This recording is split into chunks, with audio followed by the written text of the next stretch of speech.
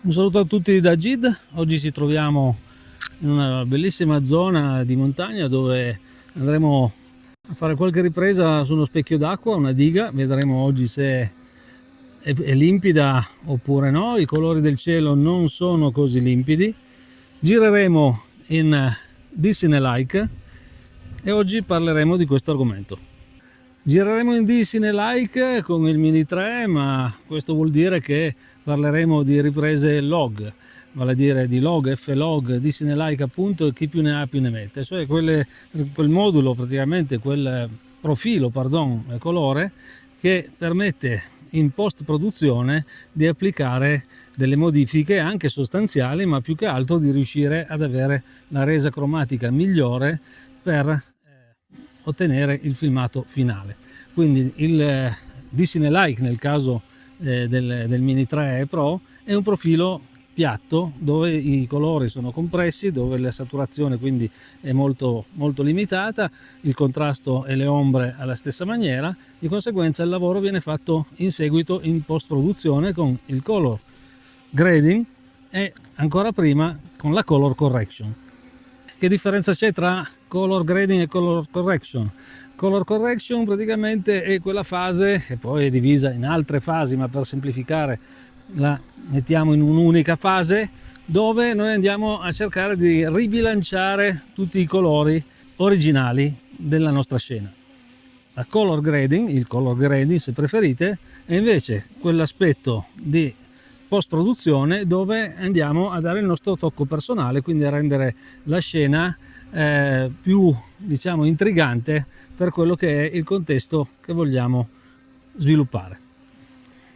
E quindi per effettuare la prima fase, cioè la color correction, è indispensabile che i colori siano bilanciati, quindi il bilanciamento del bianco è sicuramente la cosa più importante, e in seguito si andranno a migliorare gli aspetti per quanto riguarda la saturazione, le ombre e altri dettagli.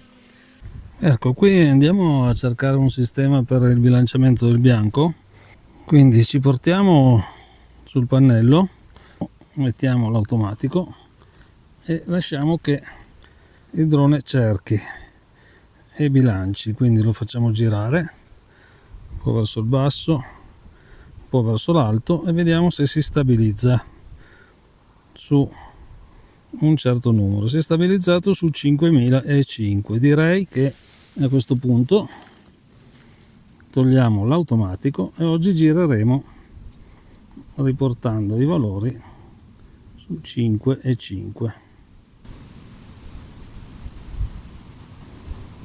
Ok, sui vari tutorial che troviamo in internet è spiegato in maniera molto ben fatta e molto precisa come effettuare una buona color correction e anche la successiva fase di color grading.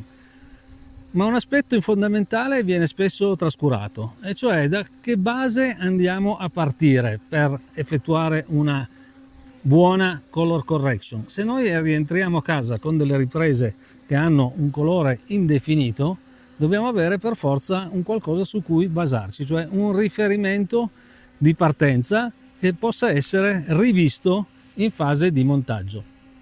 Dei riferimenti, quindi. E dove li troviamo questi riferimenti? Semplicemente andando a inserire nelle scene che noi andiamo a girare dei colori che possiamo riportare a casa e che conosciamo molto bene. Quali sono? Vediamone un esempio. Eccole qua. Il nostro landing pad. Nel mio caso anche uno zaino che conosco molto bene. Questi sono colori che io posso riavere a casa tranquillamente e modificare fin quando non ritornano esattamente allo stato originale. Giriamo anche il landing pad al contrario, abbiamo un'altra tonalità di blu, quindi diciamo i colori principali dovrebbero essere rosso, verde e blu. Riportiamo i colori all'origine in fase di color correction, quindi nelle nostre riprese andremo a far ritornare l'arancione esattamente come sappiamo che è, e avendolo a casa è facile da poter ottenere, il blu sarà di nuovo blu, ed ecco che tutto il resto delle nostre riprese riprenderà il colore originale. Mi raccomando, questo è un sistema, è un trucco diciamo amatoriale che comunque funziona, ma non vuole assolutamente insegnare nulla a chi fa questo di mestiere e quindi utilizza metodi professionali, e non parliamo poi dei monitor calibrati sui vari colori e quant'altro. Però nel nostro piccolo faremo la nostra parte anche così.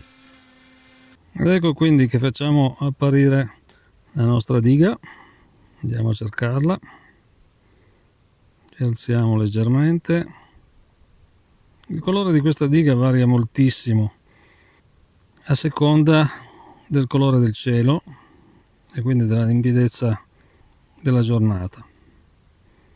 Quindi oggi per noi è un buon test, in quanto abbiamo già in archivio altre riprese effettuate in condizioni diverse e con altre tonalità di colore, altre sfumature, in modo da poterle confrontare.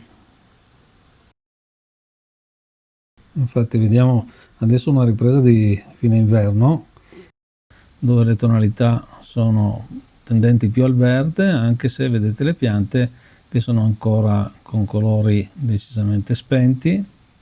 Il tutto era comunque già stato bilanciato a suo tempo, quindi colori reali.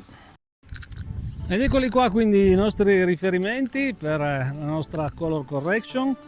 Inseriremo queste scene, parte di queste scene nel nostro progetto, zaino, la maglietta anche va benissimo, tutto quello che potete portare a casa e abbia un colore che voi potete riportare nella fase di color correction all'originale. Vedrete che tutto il resto sarà bilanciato perfettamente. Non dimenticate di darci un like, a me e a Luca che oggi non c'è ma ci sarà nei prossimi video. Apprezzeremo sicuramente una condivisione, un commento, perché fa piacere conoscere i vostri commenti e sapere cosa ne pensate di questi semplici consigli, e speriamo che non siano solo semplici ma siano comunque efficaci. Grazie, un saluto da Gid e alla prossima, ci vediamo sul canale.